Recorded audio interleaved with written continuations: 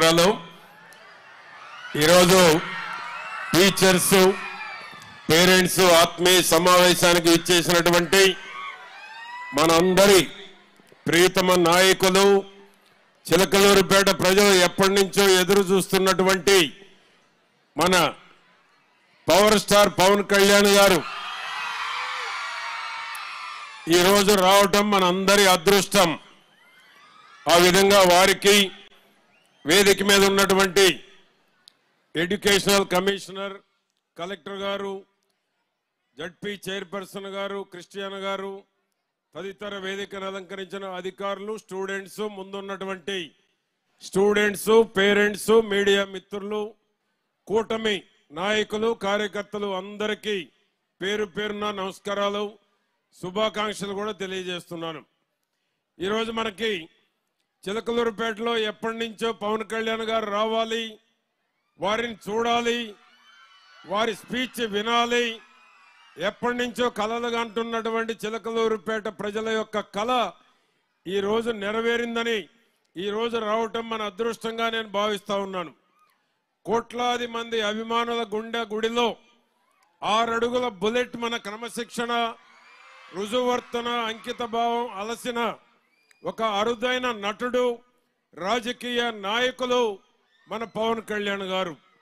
అదేవిధంగా ఆత్మవిశ్వాసం ప్లస్ అయితే ఆత్మ గౌరవం, ఇటు ఆత్మీయత మైనస్ అహంకారం is equal to Pawan Kalyan గారని నేను గొప్పగా గర్వంగా తెలియజేస్తా ఉన్నాను. అదేవిధంగా పూజ్య బాబూజీ మహాత్మా గాంధీ కన్న కలలు గ్రామ సీమలు మంచి వాతావరణంలో ఉండాలి, అభివృద్ధి చెందాలి. దానికోసమే వారు పంచాయతీరాజ్ శాఖ మార్చులుగా ఉండి ఈరోజు ఒక పల్లె పండుగ 1, 2 నిర్వహించి పల్లెల్లో పండుగ వాతావరణం తీసుకొచ్చినటువంటి మహానాయకుడు మన పవన్ కళ్యాణ్ గారు. ఆ విధంగా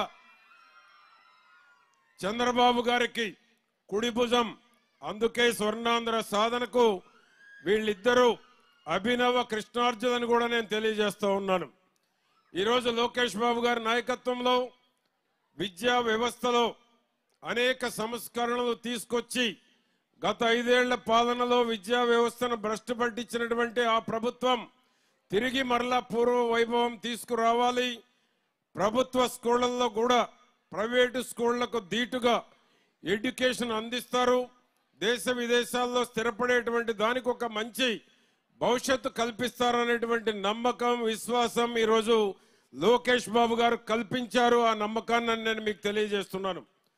తల్లిదండ్రుల కన్న కలలు నిజం కావాలి అంటే పేద, మధ్య, దిగువ తరగతి కుటుంబాల వారు తల్లిదండ్రులు ఎంతో కష్టపడి ఎన్నో ఆర్థిక ఇబ్బందులున్నా మా పిల్లలు బాగా చదువుకుంటే, మా పిల్లలకు ఒక మంచి భవిష్యత్తు ఉంటే మేము రాబోయే రోజుల్లో భవిష్యత్తులో సుఖంగా సంతోషంగా ఉండగలుగుతామని ఎన్ని ఇబ్బందులు ఉన్నా పిల్లల్ని మంచి చదువులు చదివించి మంచి ఉన్నత స్థానాల్లో చూడాలని కలలు కంటున్న తల్లిదండ్రుల కళ నెరవేరాలి అంటే చంద్రబాబు గారు, పవన్ కళ్యాణ్ గారు, లోకేష్ బాబు గారి నాయకత్వంలో పైనున్న మోడీ గారి సహకారంతో ఈ రాష్ట్రం రాబోయే రోజుల్లో విద్యా వ్యవస్థతోటి అటు పెట్టుబడులు కానీ, ఇటు ఉద్యోగాలు కానీ, చదువుకున్న ప్రతి విద్యార్థినికి